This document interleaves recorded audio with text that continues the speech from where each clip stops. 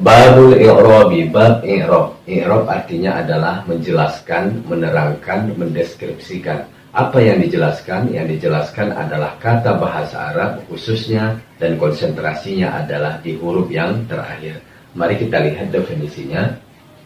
Al-i'rabu huwa, i'rab adalah taghyiru awakhiril kalimi, perubahan akhir-akhir kata.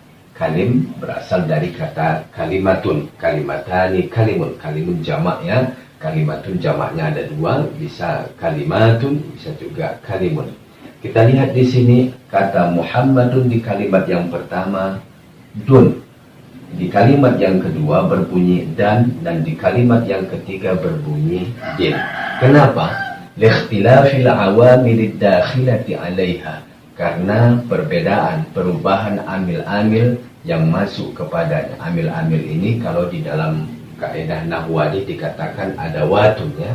Adatun, adatani, adawatun. Ini amil, amilani, awamil. Kenapa bisa berubah dun dan din? Karena ada amil. Kita lihat di sini marortu bi Muhammadin. Muhammadin ini kita lihat majrur dia berbaris kasroh seperti ini. Kenapa? Karena ada amil yang masuk sebelumnya, bi. Makanya ini menjadi kasroh, menjadi khofat. Alaiha lafzan, secara lafaz. Secara lafaz itu secara nyata. Kita lihat di sini Muhammadun nyata tertulis dan terdengar kalau diucapkan berbunyi dun. Kemudian ro'aitu Muhammadan berbunyi dan, ya. Kemudian kita lihat marotu bi Muhammadin berbunyi din. Kita lihat nyata tertulis din dan dun. Au takdiron, atau secara takdir, atau secara tidak nyata, atau diperkirakan. Kita lihat di contoh yang kedua, zahaba Isa. Isa di sini. Kemudian ro'aitu Isa juga sama, di kalimat yang kedua bunyinya Isa, bunyi yang ketiga juga marotu bi Isa, ya. Ini secara takdir dikatakan. Ini juga secara takdir, ini juga secara takdir. Walaupun sebenarnya hakikatnya adalah Isa ini juga marfu, ya, sama dengan di atas. Ini fa'il, ini fa'il.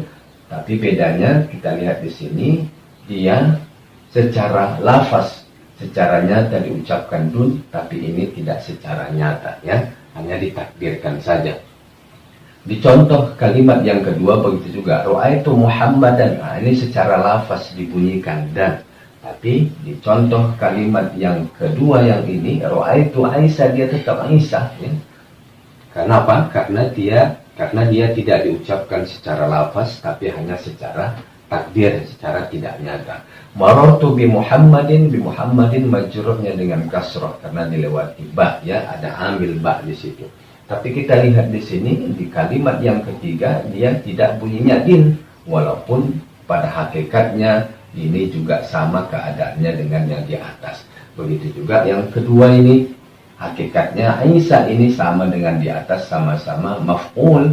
Nah, bedanya ini secara lafaz disebutkan baris akhirnya, tapi kalau ini secara takdir. Begitu juga di contoh kalimat yang pertama, ini fa'il, ini juga fa'il, ini marfu, tapi ini secara lafaz disebutkan marfu'nya, ya, dun. Tapi kalau ini tidak secara takdir, artinya secara tidak nyata.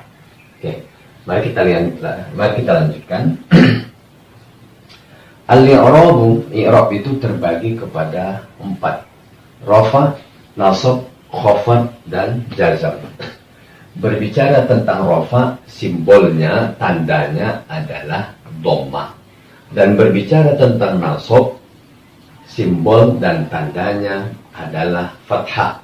Dan berbicara tentang khafad, simbolnya adalah kasrah. Dan berbicara tentang jazam, maka simbolnya adalah sukun. Ini sebenarnya simbol yang dasar, karena ada pada saatnya nanti bahwa simbol rofa itu tidak lagi dhammah. Begitu juga nasab, ya. Nasab ini simbol dasarnya itu adalah fathah.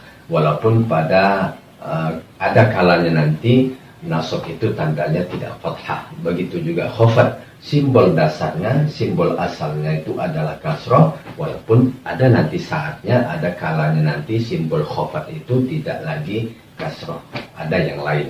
Begitu juga jazam, simbol dasar, simbol asalnya, tanda asalnya adalah sukun, walaupun pada hakikatnya nanti ada perubahan, tanda daripada jazam itu tidak hanya sukun lagi, ada tanda yang lain. Kita lihat isim, kita lihat bisa menerima i'rab rofa, al-masjidu, ya, ini isim. Dia bisa menerima i'rab rofa. Kita lihat di sini, dia sebagai mubtada, dia marfu'nya dengan dhammah. Kemudian dia juga bisa menerima i'rab nasab. Ya, ra'aitu al-masjidah. Al-masjidah ini menjadi maf'ul bih atau objek atau penderita. Kemudian adhabu ilal masjid. Kita lihat juga isim bisa menerima i'rab khafat.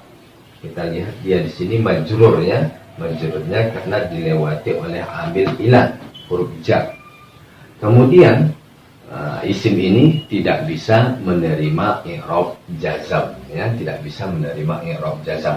Walaupun sering kita berbicara ana adhabu ilal masjid, ya, walaupun sukun akhirnya itu hanya ucapan saja, yang sebenarnya adalah dia majrur, ya. Oke, kita lihat bagaimana kalau seandainya dia fi'il. Kalau seandainya dia fi'il, ya ta'allamu at-tilmidhu, ya ta'allamu ini fi'il bisa menerima i'rab rofa. Kemudian fi'il mudhari khususnya bisa juga menerima i'rab nasab. Ya, ini dia mansub karena dilewati oleh huruf nasab, huruf yang menasabkan. Tapi kalau isim dia bisa menerima i'rab khafat, tapi kalau fi'il dia tidak bisa menerima i'rab khafat, ya.